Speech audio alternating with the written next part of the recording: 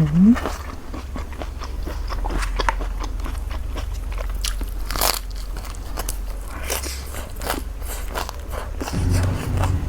บสบายดีสวัสดีพี่น้องปองปายเมื่อสุคนมาพี่น้องมามื้อนี้ได้ตำหมึกสายใส่กับสตอแล้วก็เม็ดกันถินพี่น้องแล้วก็สิมียอดกันถินมานำพี่น้องมาแซ่บๆนำกันเอาแบบคำละตูเลยพี่น้องสดคำละตูมา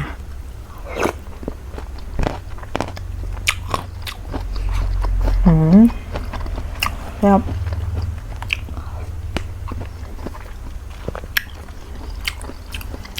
เห็นยอดงามๆพี่น้อง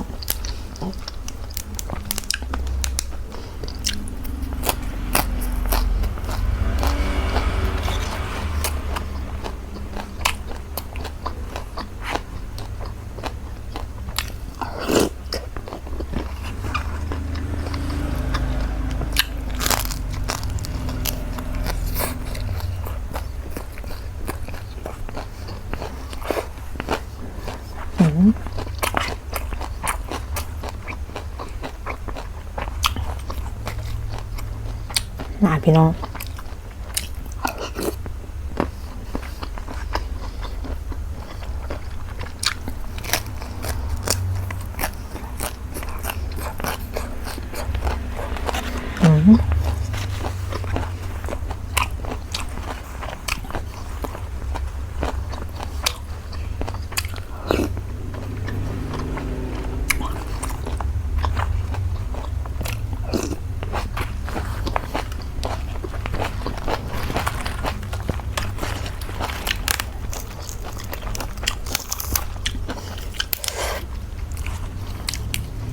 รสชาติจัดจ้านพี่น้องนัวๆน้ำปลาแดก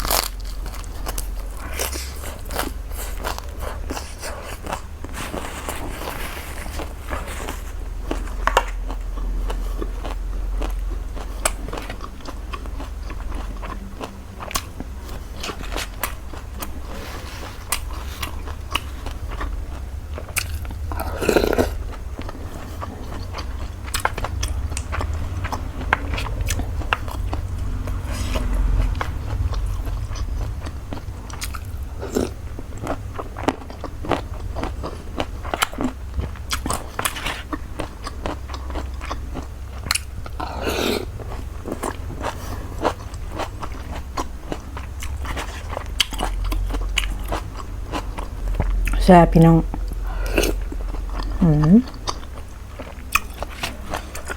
นัวคัก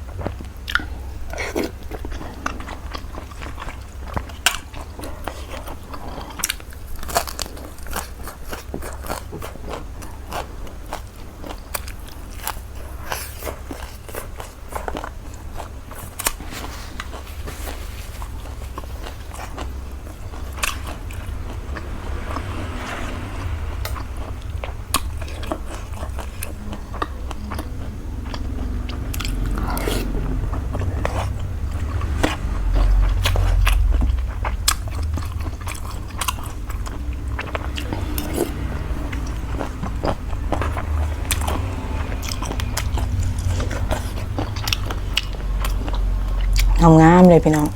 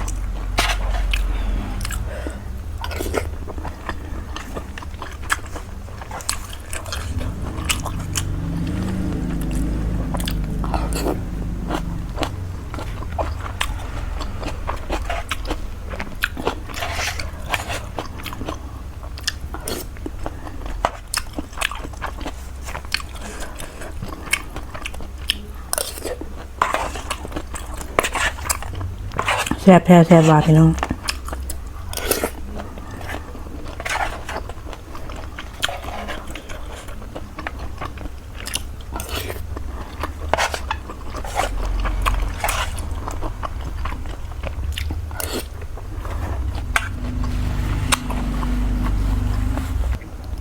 เอาพี่น้องไปเข้ามาเบิ่งคลิปนี้ก็ฝากพี่ฝากน้องไปกดไลค์กดแชร์กดติดตามให้เด้อพี่น้องเด้อเพื่อจะได้เป็นกำลังใจในการเฮ็ดคลิปต่อไป